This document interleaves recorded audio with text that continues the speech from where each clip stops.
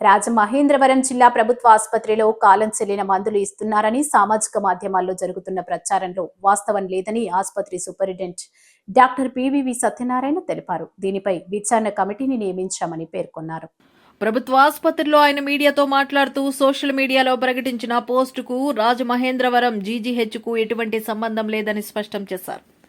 Viral అయిన పోస్టులో చూపించిన 2 ఆమ్లోడైపిన్ మాత్రల బ్యాచ్ నంబర్లను దృష్టిలో ఉంచుకుని ఆసుపత్రి డ్రగ్ స్టోర్, ఫార్మసీ రికార్డులు, స్టాక్ రిజిస్టర్లు, జారీ రిజిస్టర్లను సమగ్రంగా పరిశీలించిన తర్వాత ఆ బ్యాచ్ మందులు జీజీహెచ్ ఎప్పుడూ అందలేదని నిర్ధారించామని తెలిపారు.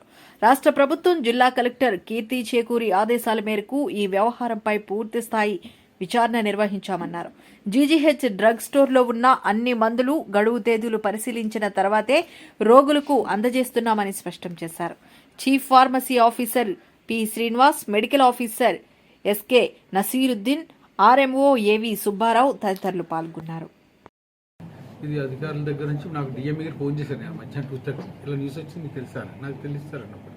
ఈ న్యూస్ రాగానే ఏపీఎస్ఎండి ఎండి గారు డాక్టర్ బాలు గారు ఇమీడియట్గా మంగళగిరి నుంచి వచ్చి వారు ఇమీడియట్ ఎంక్వైరీ చేసుకుని ఇక్కడ డిఎంఎండ్హెచ్ఓకి అర్బన్ సెంటర్ వెళ్ళి నాకు కూడా ఫోన్ చేశారు. నేను చెప్పాను మా హాస్పిటల్ రమ్మంటారంటే మీకు ఏమీ లేదండి, ఇది బయట నుంచి ఉంది, మీకు సంబంధం లేదని చెప్పారు. రాత్రి వారు ఎంక్వైరీ చేసి నైట్ గవర్నమెంట్ రిపోర్ట్ పంపించారు. ఈవినింగ్ కలెక్టర్ గారి దగ్గర నుంచి నాకు మెసేజ్ వచ్చాను, ఇమీడియట్గా ఎంక్వైరీ చేసి పంపించామని. మేము నైట్ ఎంక్వైరీ చేసేసి ఇక్కడ మన హాస్పిటల్ సంబంధించి ఏం కాదని చెప్పి మనం ఇమీడియట్ దానికి ఒక ఇన్ఫర్మేషన్ పంపించాము. దానికి pharmacy medical officer doctor Nazir, chief medical officer Seenu, నేను నైట్ అంతా కూర్చొని కలెక్టర్ గారికి మన రిపోర్ట్ పంపించడం జరిగిందండి. డిఎంఈ కూడా పంపించడం జరిగింది. ఈ డ్రగ్ మన హాస్పిటల్ సంబంధించింది కాదని మన ఎంక్వైరీలో తేలిందండి. ఆ డ్రగ్ మన దగ్గర ఉంది సార్. అసలు ఆ డ్రగ్ యాక్చువల్గా November 14th